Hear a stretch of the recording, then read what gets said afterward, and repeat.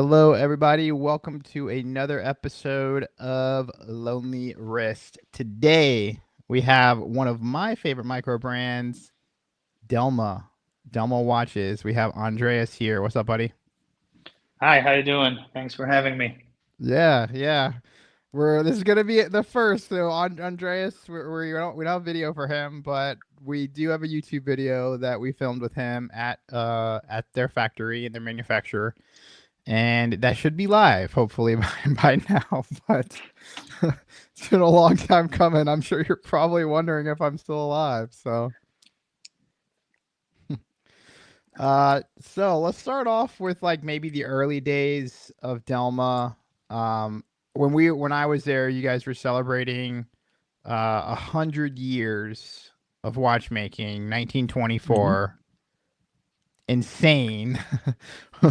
What's what's one story or moment would you say from the brand's early days that kind of really defines what Delma is today?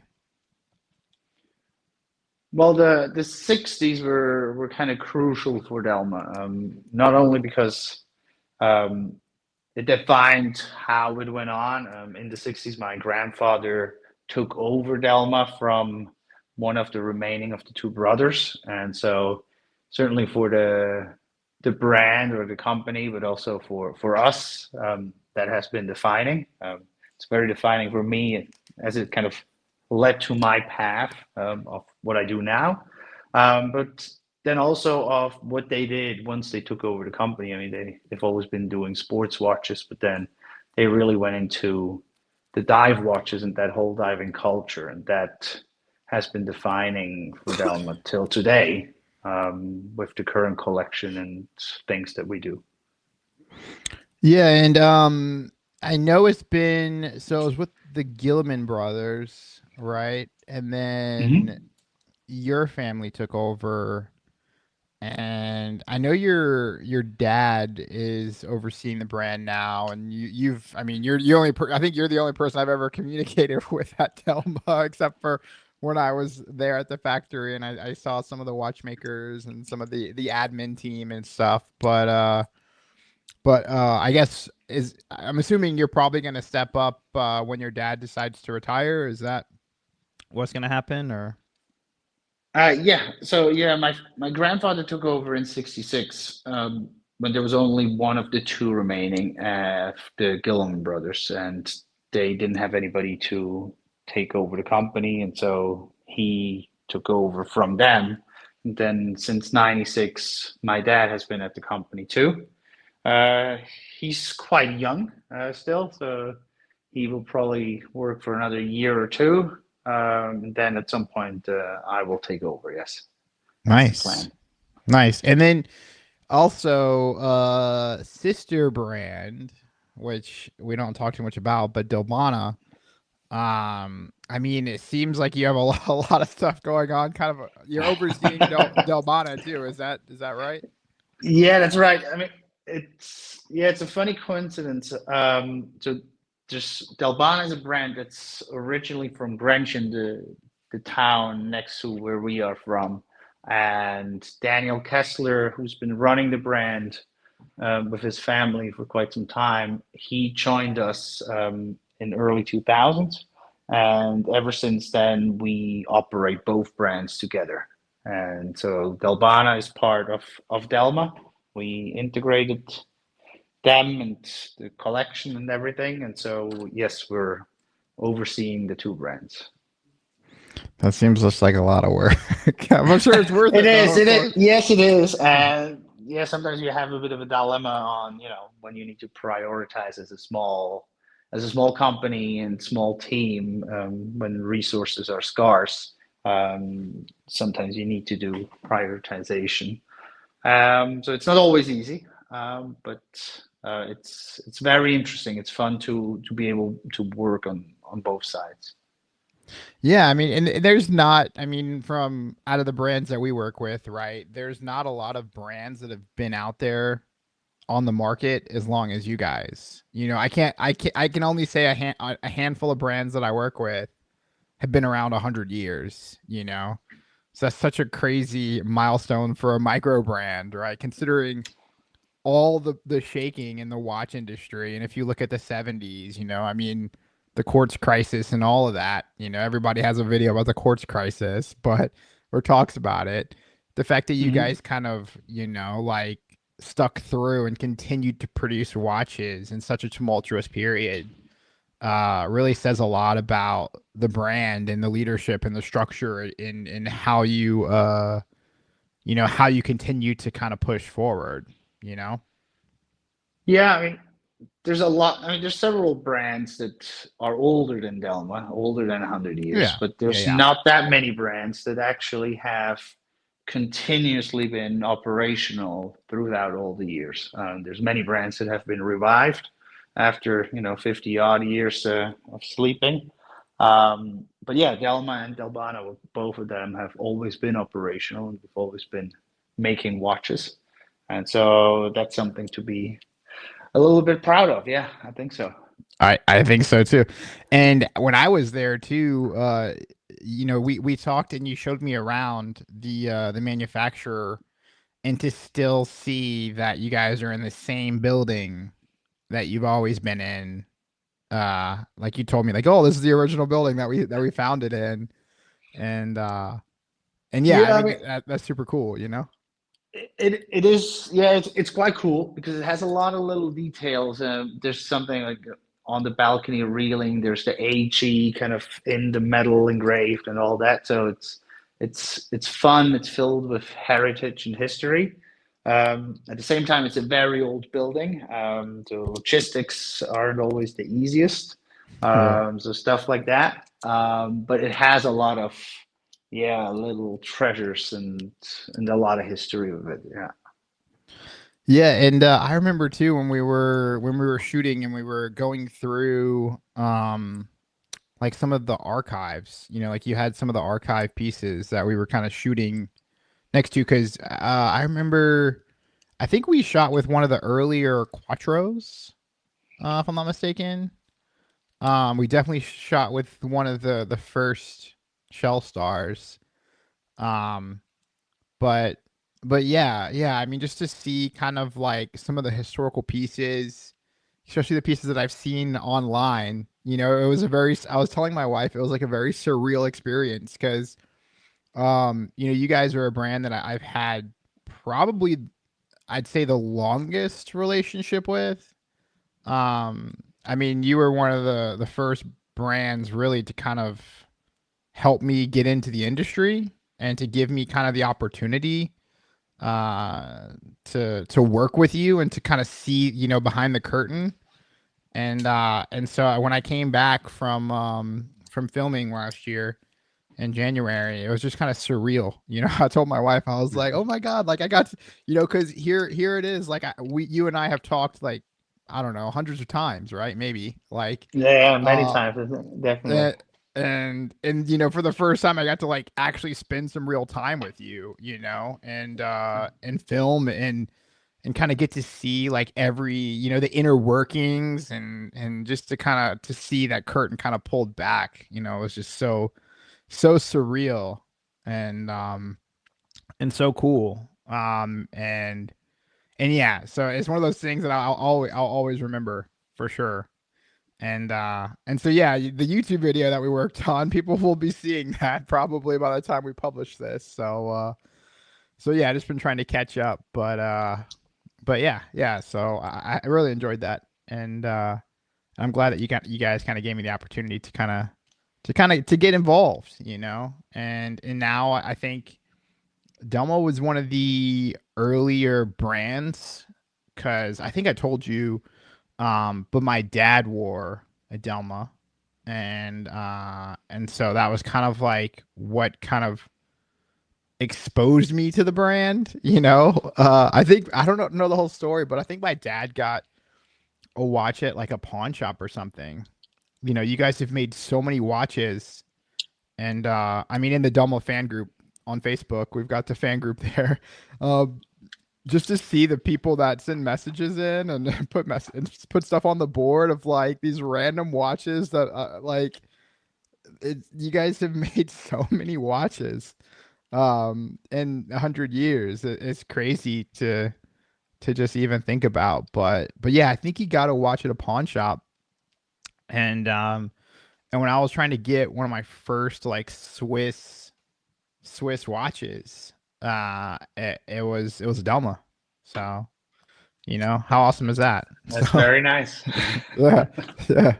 And so yeah, I mean, you guys have been independent, and yeah, how would you say that being independent, being family owned, has kind of shaped the brand more so to, most people may know or may not know, but a lot of the watch brands are owned by these conglomerates, these umbrella corporations that own movement manufacturers and case suppliers and hairspring suppliers and all this. But how would you say that being independent has kind of helped Delma, not only in the manufacturing process, but being agile, bringing great products to market, and help kind of shape the brand to where you are now? Well, I think it had a huge influence on the company overall, but also both brands. I think one of it is certainly that you're, as you said, independent because we're a rather small company. We are quite quick. I mean, when my dad and I we can decide something, we can develop stuff quickly, and so we can certainly have the agility as an advantage in terms of bringing stuff to market or speed to market. The other is that we're also quite close to the customer. We know what's going on. You're in constant exchange, so it feeds back into the process of not only the development but also the feedback of you get to know the customer quite easily because you're dealing with them directly. I think that's a big help. There's of course also a couple of downsides of being small and independent, and that is that um, the resources are sometimes a bit more scarce than if you're a big brand or if you're a brand in a big conglomerate where at least at the beginning you have more resources to plan stuff with. So we gotta be profitable as a company in what we do, and that has an element to it as well. You don't have endless amounts to work with, but that also makes it very interesting because you work with what you have, and you need to be creative, and yeah, it's a good adventure. It's a very fun thing to do. Yeah, I think agility, like you mentioned, being able to kind of pivot very quickly, um, especially considering how slow. I think I don't know.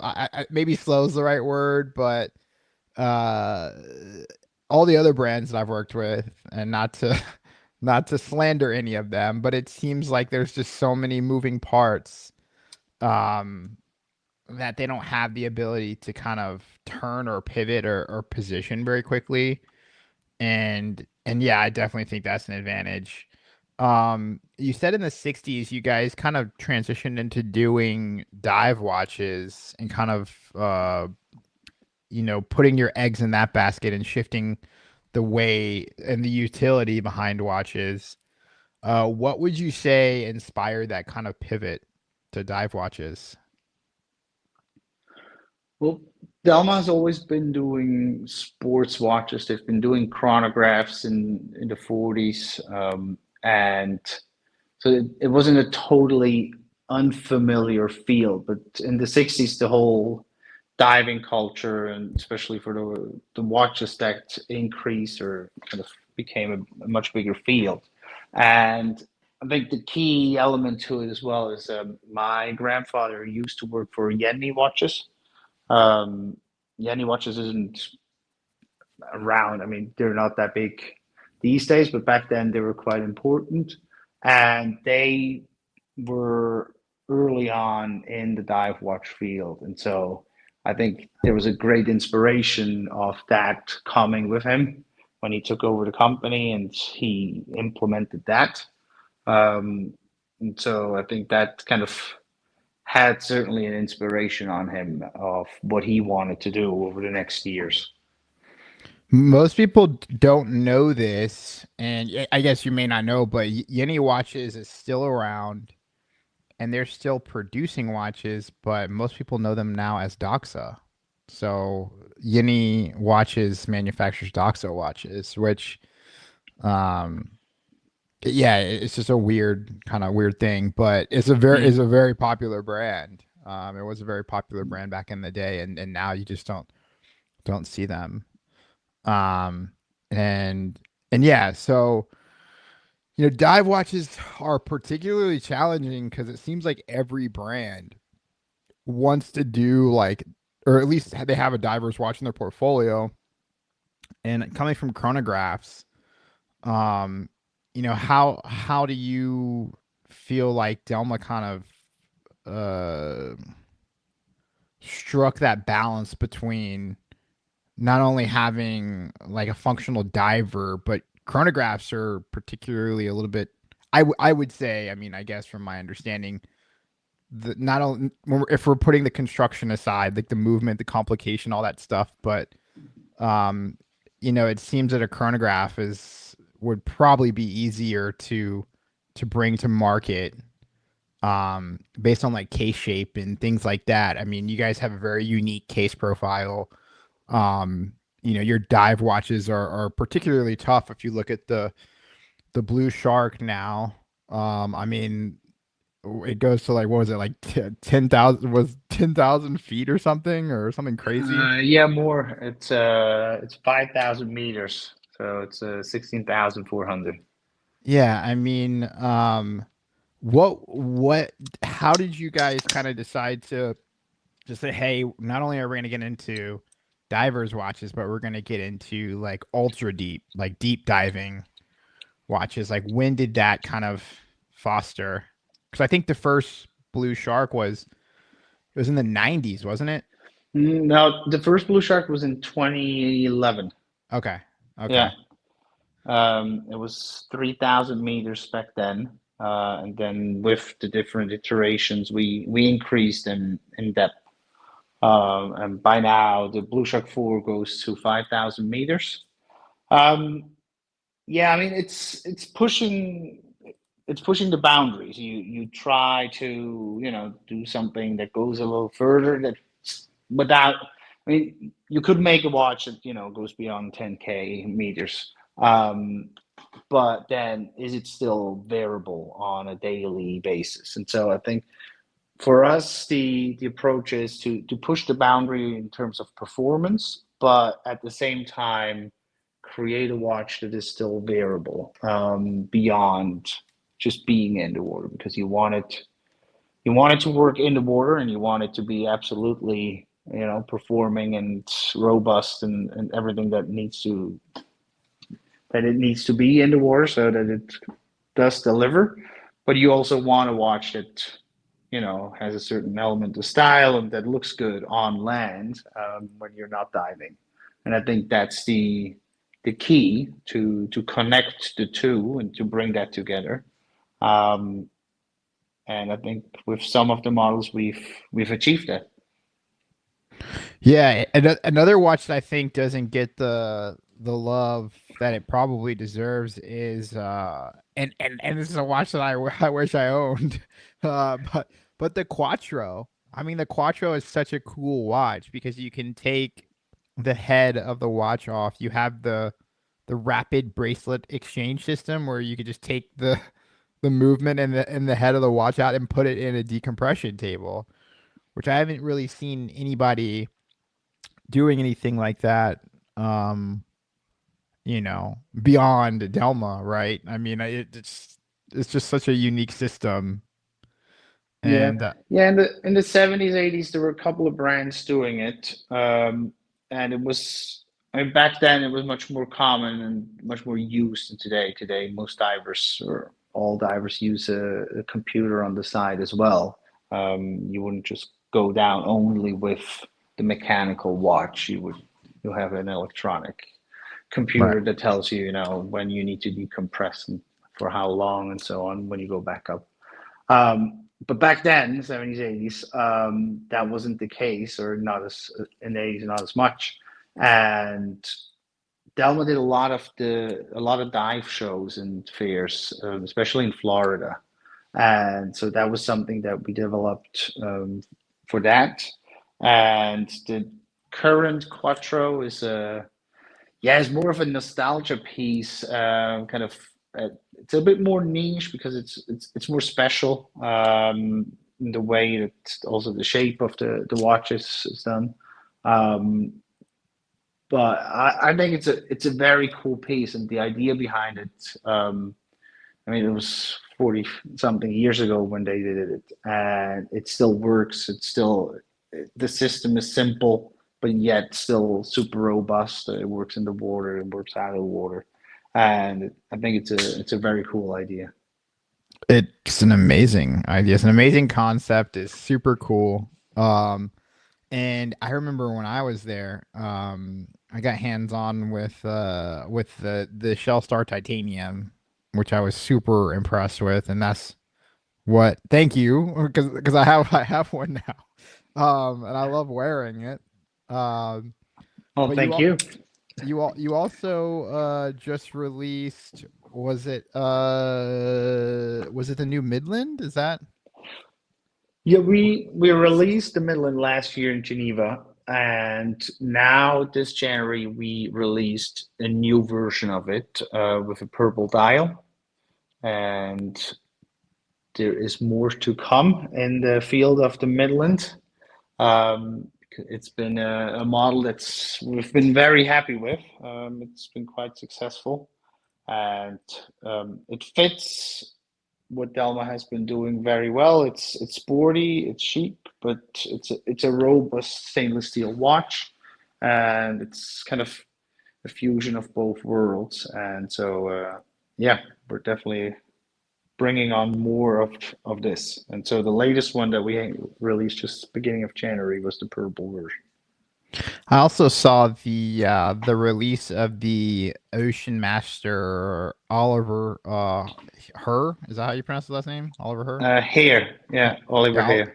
Oliver Hare Racing, which I think was, I mean, super cool, full loom dial, and one of my first Delma watches was actually an Ocean Master, and I remember because obviously I get the emails and everything, and when I saw that you released it, and you sent out an email saying like, "Hey, cool! Like here's a new release. Like here's the watch we designed with him," and then you had of course the pictures of him wearing it, and then you could track him like on sea because he was like sailing around the ocean, like and you could track him, I guess, if I remember correctly, because I think I went to the website and you could see how like his progress bar on like where he's at on the map and everything. And I was like, that's cool. That's super cool. How did you guys get connected with him? Well, he's also Swiss German, Oh, as we are, so he's not too far away from us. So yeah, the Oliver or Ollie, um, very inspiring story. The whole Vendée Globe is, I find it super inspiring. For those that don't know what the Vendée Globe is, it's a solo around the world, unassisted sailing race. So it's crazy. um, the people that they leave Les Sables d'Olonne in France, west coast of France, and they go around the world without ever going on land in between. And Oliver just made it back yesterday as we record this after 99 days and 5 hours at sea. And it's just, yeah, it's incredible what they do, the conditions that they're in, the just the not only the physical but also the mental toughness of these sailors is absolutely incredible. And so yeah, it's a great match for us in terms of what they stand for and what they do. It's all about reliability.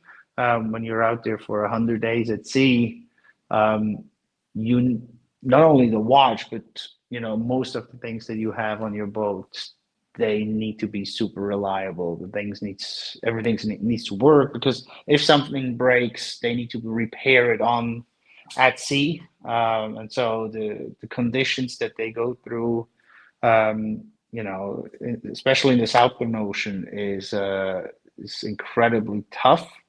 Um, Extremely high, not, you know, gusts, a lot of winds, constantly, waves and so on. So it's very hard to navigate, and I think it's a very good, connection. It's very good for us to also have it as a testing field. So Ollie has had several different things that we tested, and no, I think it's a very good match, and I find it super inspiring, what they do.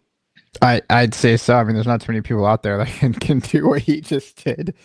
I'd be think it'd be interesting for I'm sure maybe you've seen pictures of the watch now that it came back, just to see how it held up. I actually I have not, because well, Ollie got back into France yesterday, and so we haven't seen him. I haven't talked to him yet. He first and foremost was probably happy to see his family and Sure, everybody, of course, and of course. we Yeah, haven't seen the watch. We know that the watch has been working throughout the 100 days at sea, of course, so yeah. it has stood the test. But we haven't seen it. I'll be keen to see, because during the 100 days, he has had several incidents that have been quite tough, with things that broke or things that he had to fix. Um, and so it's good to know that he was able to rely on his ocean master.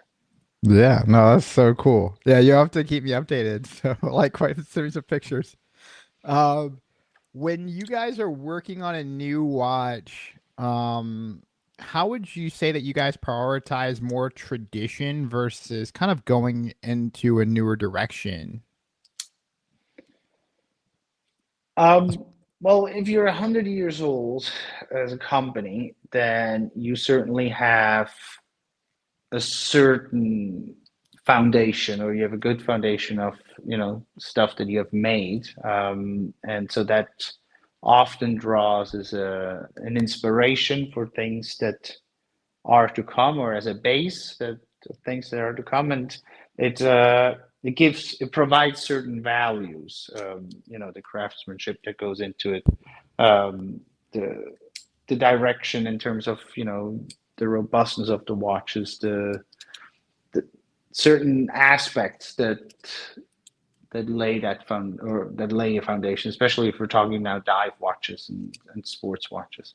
And then at the same time, there is a certain drive to push the boundaries and to stay contemporary or modern, in the materials that we try to integrate, um, and you know, things that we try to do that we haven't done. And so that's, yeah, it's, I would say it's a blend between the two worlds. But what's important is that you or that we stay true to the DNA of the brand and to the core of the brand, while having the liberty to explore certain areas or certain materials or certain things. And I think that's what makes our job very fun. I definitely think you guys are doing it right. Um, especially when I got hands on with some of the archive pieces, like the vintage Shell Star that you guys had. To me, it was just such a cool watch, and I've got my eyes on a few of them on eBay right now because I want you. And there's one up right now. I don't want to say too much because somebody might buy it before I can get to it, but there's one Shell Star that's on that has actually like a world timer bezel. Um, which I think I mean is super cool.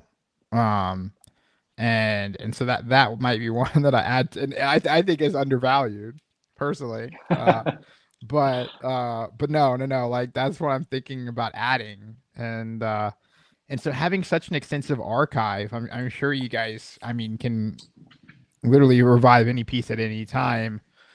Um, but having such a large portfolio of watches, how do you kind of decide like, okay, this is something that we need to bring back, or this is something uh that needs to kind of come to market again? Yeah, as you said, the amount of SKUs that one has in the portfolio, I think, is a constant struggle that many companies, not just in the watch world, have, and you try to navigate the amount. I think currently, or over the past couple of years, we've been more focused on reducing the portfolio, um, because the portfolio has gotten quite large, and in order to understand, one must also understand why it has grown. One must also understand um, the reasons, and so I mean, we operate in different areas, different regions in the world with very diverse tastes, and so we have, dress watches that are much more purposeful for areas like the Middle East or Asia. Um, and then you have sports watches that are much more directed at, you know, the US or North America. Um, and so the portfolio is something that's constantly managed, so to say, and you take pieces out and you bring new pieces in. The important thing, I think, is that with such a long and diverse history, is to bring the pieces back that fit the DNA, and not just bring any piece back, even though it could fit a trend that's happening somewhere at some point. But you want to bring back the pieces that match the DNA and the values that you hold as a brand today, or have held for a while as a brand, but that you want to communicate as well today. And so for us, that means that we focus on the key sports pieces that we've had over the past 100 years. We've recently relaunched a bicompax chronograph. We've relaunched the Shell Star a while ago before, but these are pieces that are important for us, that have defined the course of the company, and that have really made a mark on the brand's history. And so I think these are pieces to bring back. Then we have others that we can look away from. Yeah, I'd say that's a good kind of way to think about it. Um, and I'm super curious. We talked a little bit about the blue shark, um, being a beast, and then obviously it seems like you guys are focusing really on kind of building watches for extreme environments. I think is a good way to put it. And obviously we just talked about Oliver and him coming around the world. But beyond that, what would you say? I mean, maybe you may not know, but what would you say, or that you're aware of, is the most extreme environment that Adelma has kind of been through? Um, one one that stands out was when we did the Blue Shark 3. We did, with a team of divers, we went to Lake Baikal and did ice diving. And it wasn't potentially the absolute toughest test for the watches. It was certainly extreme, with temperatures dropping around -20 Celsius, that is. Yeah. And it made it very challenging for the team.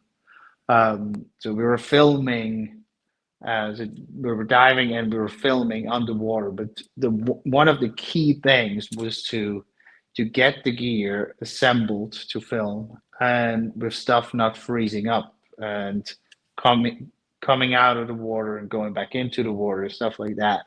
With things being wet, stuff would freeze quite quickly. And so I think it was definitely a testament of durability for the watches, and certainly, yeah, for the ones that were there, it was very cold, and the guys and girls that were diving it during that week, they were very resilient, and yeah, that was a tough one, I think. I saw the video. I saw the video. It definitely looked extreme. The fact that you guys were not only focusing on trying trying to like safety, right? You know, safety, but you guys were filming a video at the same time, like a marketing video. I was like, holy shit, like this is crazy. Uh, Yeah, it was tough, to get it all together. And it was a very interesting experience because the infrastructure was also not the simplest. And so yeah, it was very demanding for the team, but I think it was well worth the trip. It was a cool experience. yeah, no, I didn't tell you about this, but remember how I told you about my friend who does underwater photography and I sent you, you know, her like website and everything and she went to Indonesia for a diving trip and I was actually going to surprise you guys. So I gave her a shell star to take one of my personal watches to take with her to Indonesia and anyway, she wore the shell star the entire trip and she got so comfortable wearing it. It's funny. And cuz she was going to take pictures with it in underwater in Indonesia on this journey, and she got so comfortable wearing it, she forgot to take pictures with it. Uh, and of Well, course, I'm very happy to hear that you liked it. yeah, yeah, no, she had it for maybe like 6 months or so, Hmm? and yeah, she wore it from my understanding every day in Indonesia. She had sent me some like tests. You know, she has a pool in her backyard. She was like going underwater, like taking picture because she never shot product photography underwater, which is, I mean, a separate challenge. Um, but no, so she was testing it in the pool, and then you know she sent me some of those pictures, and I was like, cool. Like, when are you going to Indonesia? Like, you know, because meanwhile I'm in my head like, all right, like that's amazing. Like, when am I gonna get my watch back? You know, like but that was one of the first shell stars, and sadly, I don't have any pictures to show you. But no, she totally enjoyed it, and I just got that watch back maybe like a couple months ago, and and yeah, I mean 6 months. You know, she was in Indonesia for maybe like a really long time, I think, and and it looks just as good as when it left. You know, besides the fact Uh, there are some marks on the bezel, because for that specific reference, the bezel is aluminum. Um, but still, I mean, it looks awesome. Um, I know you guys are bringing the brand more into America. We talked, I mean, you and I have talked offline about this, but um, you know, when do you think people can start to see Delma more locally? You know, because you know, I've been pressing you guys to do that for a while, like to get distributors or not to get distributors, but to get retail locations here. I know you have a service center here and you guys have a distributor now and you guys are starting to get accounts around the US. But curious as to how that's kind of how that's going and when you guys can expect to kind of get a little bit larger of a footprint, you know, in the United States. Yes, we have started a while ago to expand our retail network, with a distributor in the US, and we have now around 7 to 9 point of sales in the US, spread out across different regions. Um, we're working on expanding it, or in an organic way. The aim for us is not to, you know, by next year to have 100 accounts. By Right. all means, it's not sustainable. But 100%. it's also not the goal, for us. We're going to be happy with good partnerships, that work for us and for the accounts, and so we aim to grow, a little bit more, but not incredibly, over the next years. But we can certainly expect a couple of new stores to come on board. Yeah. That's it. I mean, that's it, because if you grow too fast, you're not able to support your core accounts, support their business, support them to grow the brand. You have to be more strategic. And obviously when I was in Iowa, so I told you about like all that happened over the summer. When I took my holiday, I went to Iowa. And I texted you when I was there because the place my friend Yeah, my yeah, watching Clock Junction. Uh, he took me there, and I didn't even know, like I didn't do any research, and it was so cool to see Delma there. Especially coming back uh from the manufacturer in January, and then in July, uh doing the trip there, and then seeing, the tourbillon. I was like, oh yeah, did you guys see the new tourbillon yet? Like, we haven't even got a chance to talk about that yet, the anniversary tourbillon. um but they're like, yeah, we got one, and I was like, oh. Like, and they pulled it out, and I was like, I got to see it again, and they were like, yeah, we just I think they had ordered it for a customer, if I'm not Mhm. mistaken. And yeah, I mean, just to see everything kind of there, considering, you guys don't have, again, like a ton of retail presence here. Um, but it was just very cool to see kind of one of your accounts, and to kind of get to learn with them, and they're really happy, being like selling your watches. Like, they are so happy to be a retailer for you guys. Just we because I talked to him about it to them. I was like, oh, like, what do you think? I was doing a little bit of inside research for you guys. Um, I was like, oh, what do you think? Like, how do you like the brand? Like, how do and everybody just had only good things to say about, like, your team, and the watches, and they said that they've, out of all the Delma watches they've sold, I don't think they've ever got somebody, like, had to return one, or like who hasn't been happy with it. But we talked at length about it for maybe about an hour. And the owner Jerry kind of jumps around topics, and but no, we talked at length about it, and it was very kind of cool to see, um, what I would consider to be the ground of the passion for the brand here in the United States. To see a retailer who's having such good success with the brand. Um, I mean, the fact that they're selling some of your Tourbillon watches, I mean, is awesome, considering, you guys are just kind of coming back overseas into the United States and focusing on this market. To see that they're having success in selling the tourbillon, was kind of crazy, to me at least. So maybe not to Yeah, I you. think no, we're delighted with Jerry and the team, um, but I think they embody exactly what I was just saying before.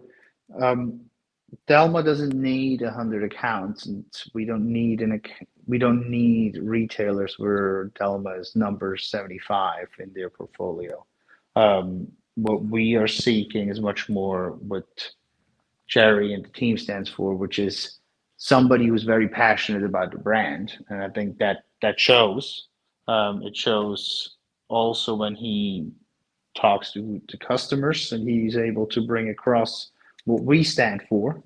And so, that's for us. That's very important, and that's what brings makes it a success for us and makes it a success for them. But is ultimately also the best case for the customer because they get the service that they need and they desire, and you're not just left there um, shopping by yourself, so to say, when you look at a smaller brand. So now we're very happy, and this is exactly the approach that we will do, or the type of retail we'll seek when going forward. I'd say that's a great strategy. Um, Curious to get your take, especially now. Here in the United States, I mean, obviously, micro brands are kind of all the rage right now. And you've been in the watch industry for a long time now, in your family. What have you kind of seen change in the watch industry and evolve as you've been in the industry? You know, I know that people are pushing more towards micros because before people didn't care about micros. People didn't care about, you know, tons of great brands that have great storied histories. But now you see customers that are kind of more open, if not they prefer having a micro brand watch over a big box brand, right? You know, because of the exact same reason you talked about. You know, the fact is, like, if I own one of your watches and I send, you know, you an email, like, you guys are responding, and it's very much like a family kind of business, and that vibe kind of comes across. But since you've been in the industry, what have you kind of noticed change in the watch industry? Well, I think there's many changes in this regard when it comes to approaching the customer. I think we've seen a change with, you know, overall with the fairs. There's, I think, you know, with the exception of COVID or the time of COVID, you see that there's a lot more direct to consumer fairs. They provide a great platform for micro brands such as ourselves, but also for slightly or bigger brands, not the very big brands, but um, I think that's a very good platform for consumers to connect with the brands, and I think at the same time, that helps to drive interest for the brands as well. And I think that's new, or not new, but at least that has increased over the past, I would say, 5 to 10 years, with the exception of the couple of years where we couldn't do shows.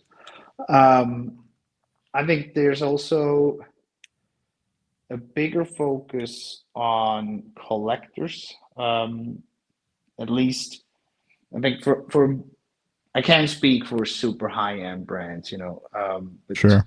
at least from our on our level, but I think that there is a stronger focus, not just to deliver to retailers and, you know, here are the watches and then they sell them off, but much more to do, you know, to connect with the customers. And so we've had, especially during, and we saw it specifically with the Tourbillon, where we had almost a tour around the world with meetings with collectors of retailers. So the retailers had dinners, and we went there and we, you know, explained them the brand, we explained to them what we do, the watch, and so on. And so there's much more of a direct connection with these collectors, and I think there's also a stronger focus on these collectors. And I think, you know, it goes hand in hand. Collectors and people interested in watches, they're also more open to the smaller brands. And I think, at least for us, over the past couple of years, that's certainly been beneficial. I definitely say so. I mean, it's working, right? I mean, um, there's just such a strong connection, and I promise. I mean, if you listen to any of my other podcasts, I don't say this to everybody, but there's such a strong connection that I feel with the brand. Not just because I know you guys, but just because of how I was introduced to you guys, and I hope, you know, when I have children, that they can feel the same way about, like, my watches, or, you know, my collection or whatever. And obviously having, I think I've got four Delma watches or five or something in my collection. Um, but hopefully they'll feel the same way that I feel. I'll have to say like, hey, this was your grandpa's like first Swiss watch, okay? Like, hang on to it, because I think I actually sent you a picture of it. Um, like one of his watches, like his older Yeah, watches. you showed it to me once. Yeah. Yeah, yeah, yeah. Are there any models that you feel like have a cult following that you guys put out that you didn't expect, to move as quickly? Um, there's certainly a couple of models that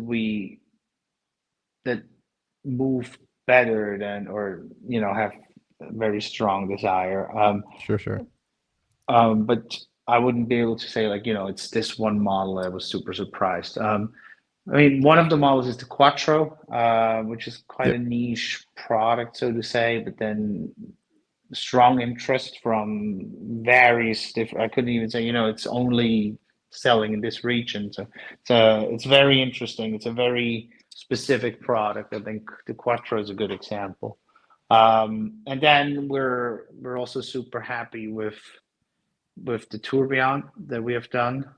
Sure. So that's a special one for us as well. Now there's a couple that not one specific. Fair enough. Um, as a brand, I mean, I'm sure this is a challenging one that a lot of brands face, but just kind of jumping in between, like we talked about kind of staying grounded while pushing the envelope, but with this whole kind of resurgent on, you see a lot of brands that are getting experimental with like materials and things like that. Um, how do you guys kind of play in that sandbox per se? Like I know you guys have a lot of fun with titanium. I know you guys are doing like bronze and like DLC. Um, I mean, you guys are using ceramics and things like that, but are there any materials that you guys like are particularly interested in kind of like learning, like bringing into your watches that you haven't yet, or like how do you kind of keep up in that regards? We're always looking for new materials. We're always, just keeping track on things that we could implement, or new things. I think carbon is certainly an interesting one that we've experimented with a bit. That's a topic at the moment as well. Um, there are other materials that we have, that we're looking into. And then, of course, there's always the precious metals, that has been a thing very much in the past as well. Delma has done quite a few gold watches, in the 80s and 90s. It's always a topic. Um, but yeah, it's always different materials to integrate or new things to integrate is always a topic. Yeah. I did talk about that. I said, hey, look, if you guys come out with a forged carbon shell star with a forged carbon dial and orange accents, I would be one of the first buyer, one of the first buyers. So, Well, so let me we'll make you hopefully one. Yeah. that would be insane, especially in the 41 size now. I think I'm getting used to this. Um, but even if I mean I'm sure this is much more challenging, but even a carbon bracelet would be crazy. Um, I'm curious, and you may not be able to say, but what's kind of next for the brand? Is there any kind of hints or anything that you can kind of like give us about like the future, maybe what you guys are planning? Because I know you guys, as a watch brand, you have to be like years out, right? You're talking about watches now that you're going to be producing 3 or 4 years from now. Um, are there any kind of hints as to what you guys are going to be doing in the next couple of years, or maybe the directions on how you're going to kind of shape the brand? I cannot tell you anything. No, Okay. I'm just joking. Okay, Well, we're now you're gonna have now you're now you're talking like a corporate brand. No. So we have a obviously for this year, things are already in the bag, so to say, Sure, sure. with a couple of things coming um, more or less in a month from now, in when we go to Geneva, and we're gonna release a new ladies piece. Okay. There's gonna be some dive watches. There's gonna be new chronographs. Um, then we're gonna have a couple of things coming in the summer. Um, Also something coming on the 1924 line as well. And yeah, then further down the road, things are in the pipeline being worked on, but nothing yet that's, fully locked. Sure. We'll certainly explore stuff that is within the core of the brand. I mean, dive watches are always a topic. Making them slightly smaller than some of Sure. our other models are that we have currently in the collection. And then also the work on contemporary parts. And last but not least, what we'll also have is we're also working on a proprietary movement Oh um, wow. in the direction of what we have done with the Tourbillon. But there, nothing can be disclosed yet. Sure. Sure, I Yeah. understand. We haven't had a chance to talk about the Tourbillon, so I guess this is a good kind of chance to bring it up. Um, obviously you guys did your Tourbillon for your 100th anniversary. How did you guys kind of come to that conclusion? Like, okay, cool, like we're gonna do a Tourbillon. Like where was that the first Tourbillon that you guys have ever done as a brand? And how did that kind of whole project kind of come to life? Um, it is the first tourbillon that we've ever done. My father has always wanted to create a tourbillon, and so he's been looking into different options for a while and just exploring, not just suppliers and of movements, but also um, how we could build it in a way that it fits our brand and it fits the DNA of Delma. And at some point, a couple of years ago, we were like, well, it would be a perfect occasion to do it for the 100 years. And we, through connections, got to a guy called Oliver Mori or Olivier Mori, and we then developed the movement based off his tourbillon movement for us, and it took us I'd say 2.5 to 3 years to build the movement the way we wanted to have it, um, and then also quite some time to build the case and design everything, and so um, it's been the first tourbillon we've made. We've been very happy with how it's been received. Um, and so yeah, I think it was a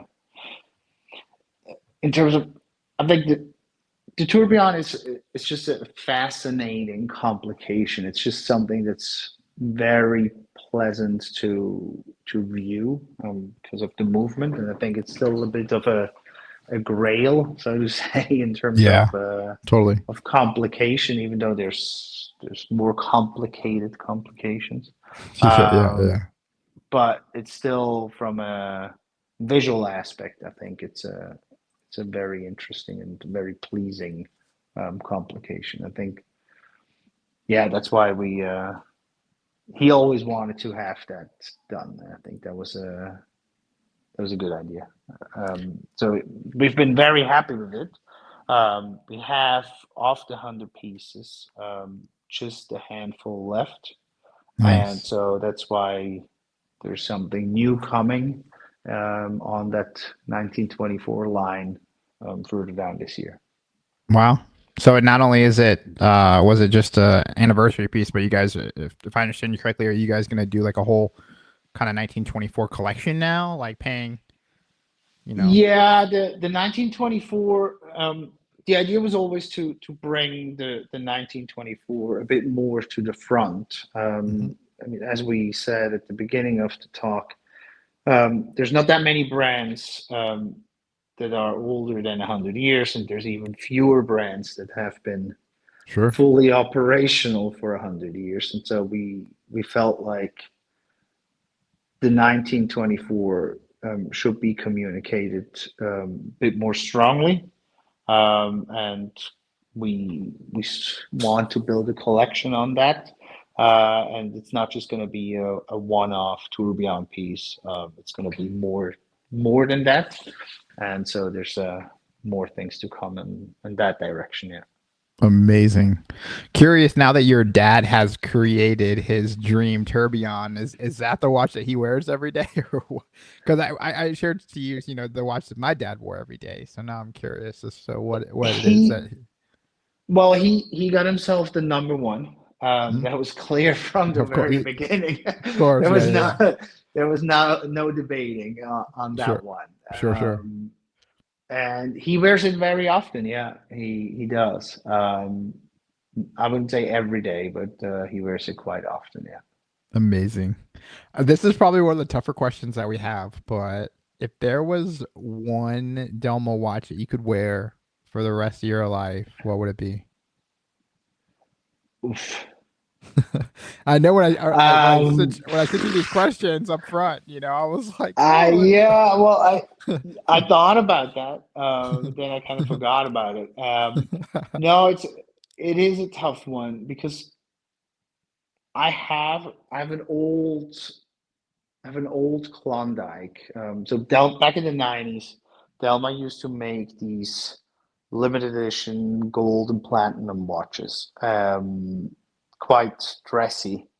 Um, and I have one with it's a chronograph with a moon face, and it's tonneau shaped, and I like it. I often wear it for like more dressy occasions, but it's too fancy for an everyday watch. But I love the piece, and but I think for an everyday watch, I think like a Shell Star Titanium is a very good. I don't want to, do advertising or no, promoting the no, no. brand It's like, that too much, but I yeah. think the Shell Star Titanium is a super cool everyday, watch. It's lightweight, super comfortable, rugged, so it's perfect. Um, on Yeah, I think that's a good choice. Um, I can tell you that over the past, I would say 6 months, the piece that I've been wearing most is the Midland Black Dial. And that's just a super easy, cool, stylish watch that just fits with almost every outfit. If that's not too bland. Um, I'd say it's but most yeah, of no, the time. I'm very happy with that piece too. Yeah, but I it's a think that tough one. There's too many options to always wear the same watch. I know, and I feel bad for putting you on the spot like that. But I think when I was there, I think because the Midland you just reissued, right? You guys just came out. It's been about a Yeah, year now, well, maybe. it, the Midland, so it's a new release, but the design of the watch overall, and it's totally new case shape, everything.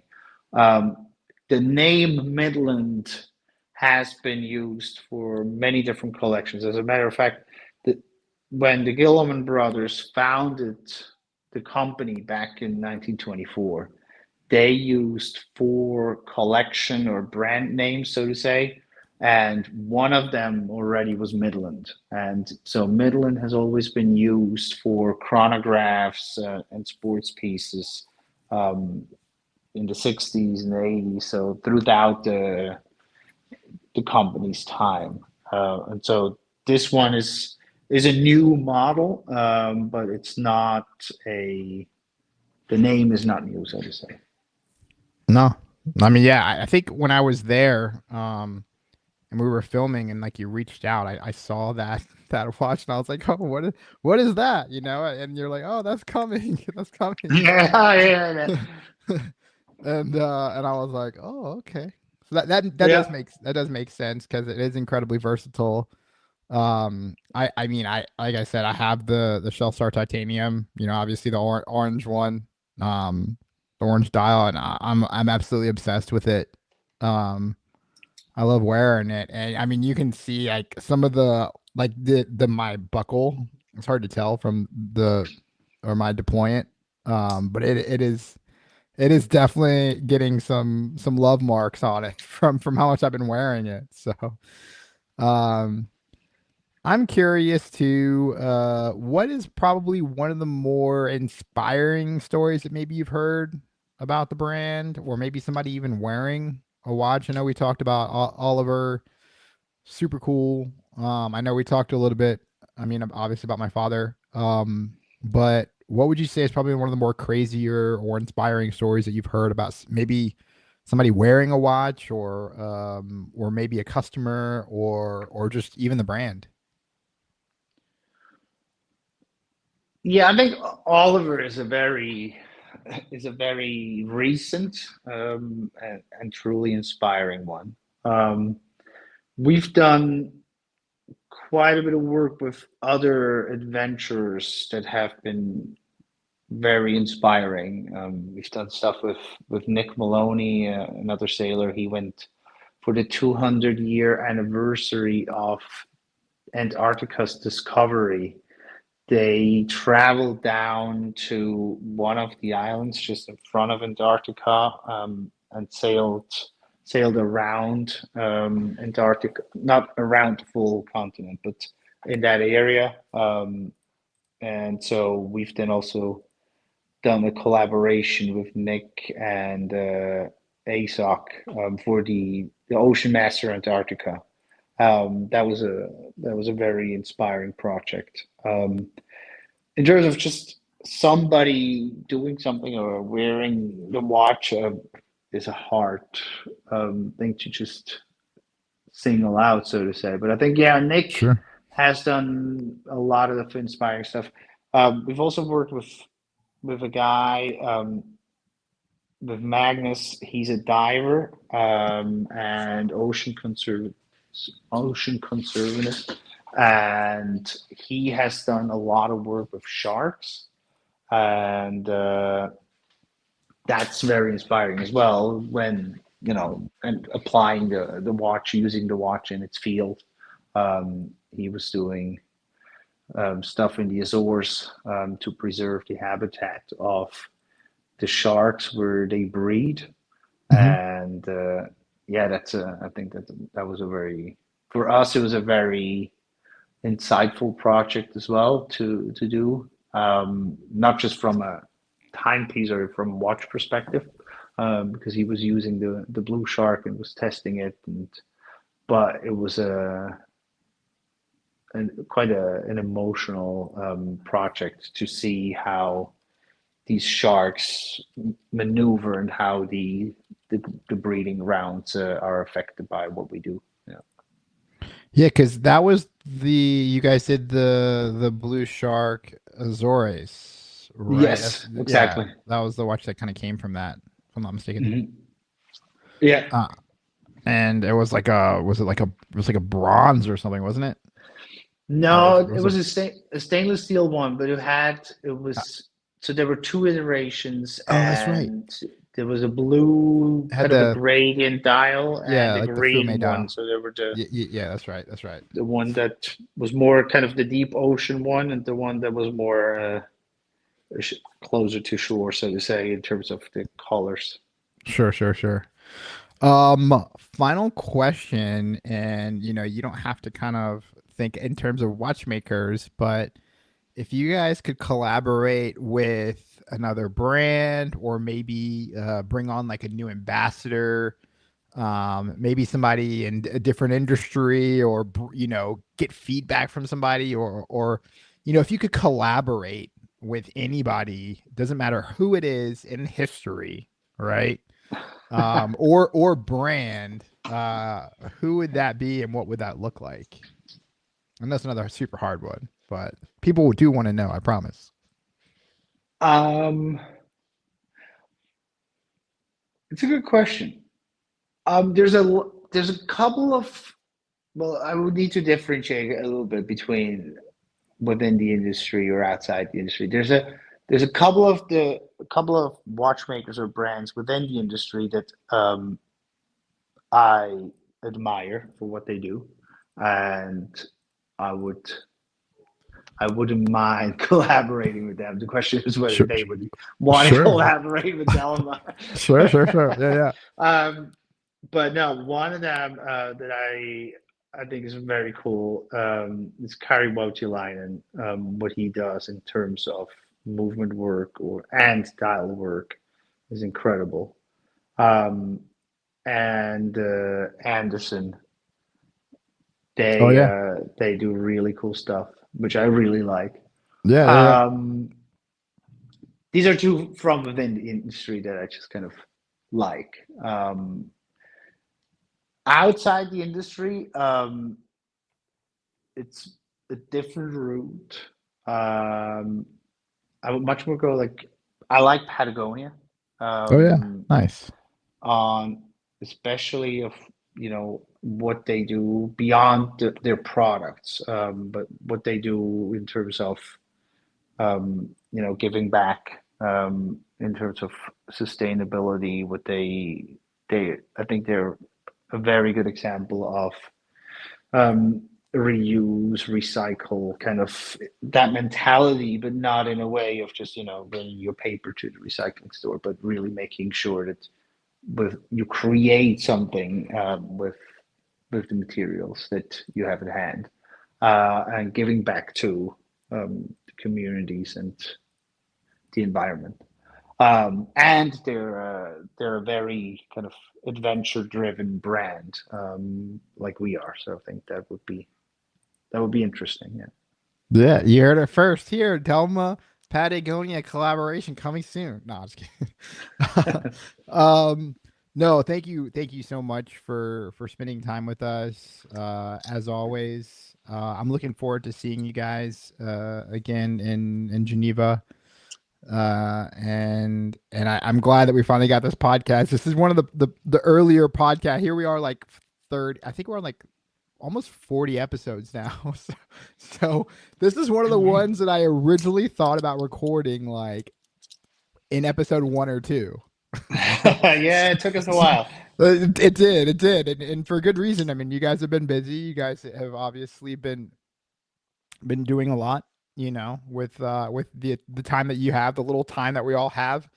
And so yeah, I'm finally glad we were able to kind of get this all scheduled and get this recorded and get this behind us. And I can't wait to see some of the new releases in Geneva. And yeah, hopefully, outside of the show we'll be able to connect again and step aside, maybe when we're not both working. So Yeah.